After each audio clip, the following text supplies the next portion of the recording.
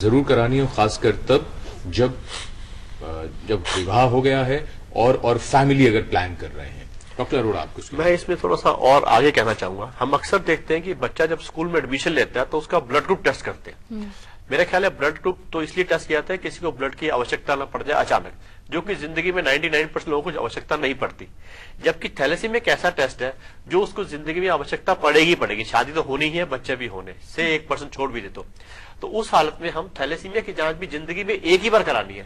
तो हम उसकी इंतजार क्यों करेंगे, जब शादी होगी तब कराएंगे। अगर हम बचपन भी करा लेंगे तब भी वो वही रहेगा। तो जितनी जल्दी है उतनी जल्दी कराना चाहिए मेरे हिसाब से। अगर डॉक्टर ने नहीं भी कहा तो सीधा वो HbA2 ही जांच करा ले अपनी HbA1c की, उसी से पता लग जाएगा। और ये लोगों को अपने आप करा लेनी चाहिए, डॉक्टर्स की वेट भी नहीं करनी चाहिए। और इस समय हमारे साथ फोन लाइन पर जुड़ गए हैं हमारे एक दर्शक जो खुद थैलेसीमिया मेजर हैं। आपका स्वागत है टोटल हेल्थ में। आपसे सबसे पहले ये जानना चाहेंगे कि लोगों का जो एक कॉन्सेप्ट है, धारणा है कि अगर कोई थैलेसीमिया मेजर है तो बहुत सारी समस्याएं होंगी और एक सामान्य जीवन नहीं जी पाएगा। क्या उम्र है आपकी और आपको जो ये समस्या है, क्या अनुभव आपका रहा है? मैडम, मेरी एज है इस टाइम 30 ईयर जी।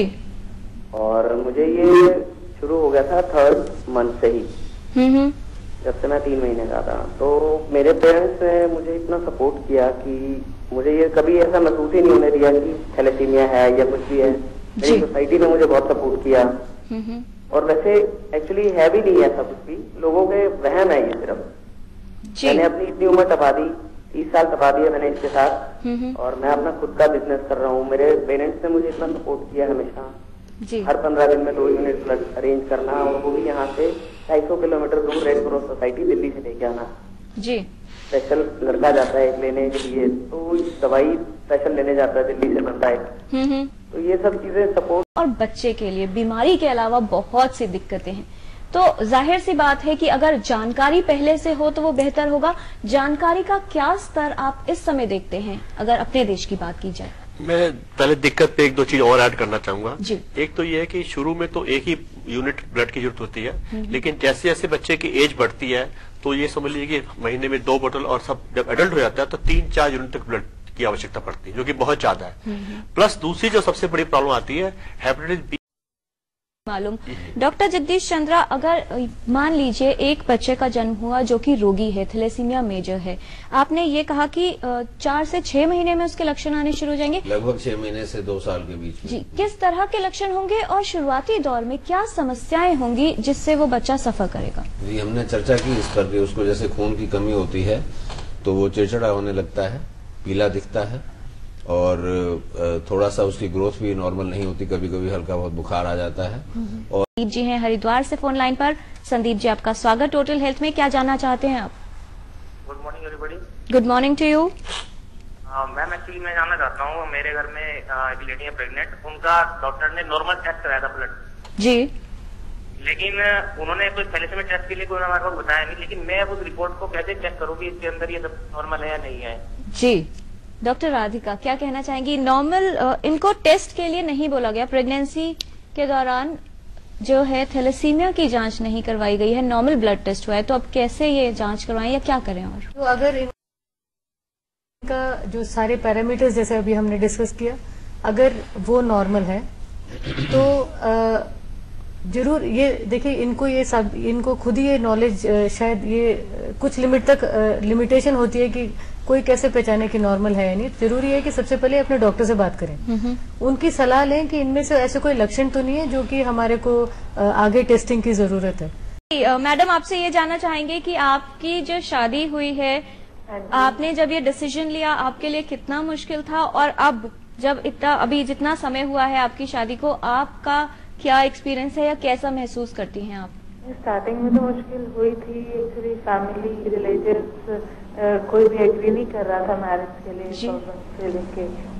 प्रॉब्लम से रिलेटेड थे। तो बट धीरे धीरे सबको जैसे कन्विंस, थोड़ा बहुत मैं कन्विंस हुई, थोड़ा सबको कन्विंस किया जी। तो धीरे। हेलो जी, आपको लगता है सब कुछ नॉर्मल है? Your life is absolutely normal? बिल्कुल नॉर्मल है, ऐसी कोई प्रॉब्लम नहीं है। प्रॉब्लम से लोग समझते हैं, कोई ऐसी दिक्कत नहीं है, बस हर महीने ब्लड लगता है, उससे कोई प्रॉब्लम नहीं आती। बिल्कुल हेल्थ बिल्कुल ठीक रहती है। इवन हमारा छोटा सा बेबी भी है, 10 मंथ उससे भी कोई प्रॉब्लम नहीं है। तो आप क्या संदेश देना चाहेंगे उन लोगों को, क्योंकि आपसे बेहतर कोई इंसान नहीं हो सकता, क्या संदेश आप देना चाहेंगी जो लोग बहुत सी धारणाएं रखते हैं कि अगर थैलेसीमिया मेजर है तो बहुत समस्या होगी या उसका जीवन जो है व्यर्थ हो गया, इस तरह की बातें भी सामने आती हैं? नहीं, ऐसी कोई प्रॉब्लम नहीं होती है। बस ये है कि हर किसी को मैरिज से पहले एक बार ये टेस्ट करा लेना चाहिए। बस आप वो दूसरा एडोलेसेंस का जो डॉक्टर राधिका ने शुरू में जो जिक्र किया था वो भी बात, और शादी की बात भी आ गई। नौकरियों को लेकर भी पिछले कुछ वर्षों में हमने ऐसी घटनाएं भी सुनी थी जहां नौकरियों से कुछ को हटा दिया गया या लिया नहीं गया, बाद में मुहिम चलाई गई और फिर वो सब चीजें ठीक ठाक हो गई। क्या स्टेटस है सामाजिक तौर पर, अभी भी क्या हालात है? देखो, अगर हम ये एक आपने बोला कि एक अलग चीज है इनका जो केस है, बट स्टिल आज भी ये स्टिग्मा है। अगर आज भी जो लोग हैं, अगर थैलेसीमिया मेजर है, अगर आज भी वो कहीं जॉब करते हैं तो ज्यादातर लोगों को छुपाना पड़ता है, कि बताने से कतराते हैं कि मुझे थैलेसीमिया है। क्योंकि उससे क्या होता है कि जो अभी वो एम्प्लॉयर है वो सोचता है कि बहुत छुट्टियां करेगा, इसको तो ये प्रॉब्लम रहेगी, वो प्रॉब्लम रहेगी, तो उसको निकाल देते हैं। ऐसा होता है? ऐसा होता है, छुट्टियां करनी पड़ती हैं कि आयरन ओवरलोडिंग हो जाती है। ऐसे में अगर महिला गर्भवती है तो उस टाइम पे सप्लीमेंट्स दिए जाते हैं, आयरन सप्लीमेंट्स, तो क्या जो इस तरह की महिलाएं होंगी उनमें दिया जाएगा या रोक दिया जाएगा? बहुत अच्छा सवाल पूछा। और जहां तक खाने की बात है, देखिए इसमें मोटे तौर से जो बताया जाता है और जानकारी रखने की जरूरत है कि vegetarian and non vegetarian diet, जो रेड मीट होता है इट है, उसमें आयरन कंटेंट बहुत ज्यादा होता है, उसकी बायो अवेलेबिलिटी भी ज्यादा होती है।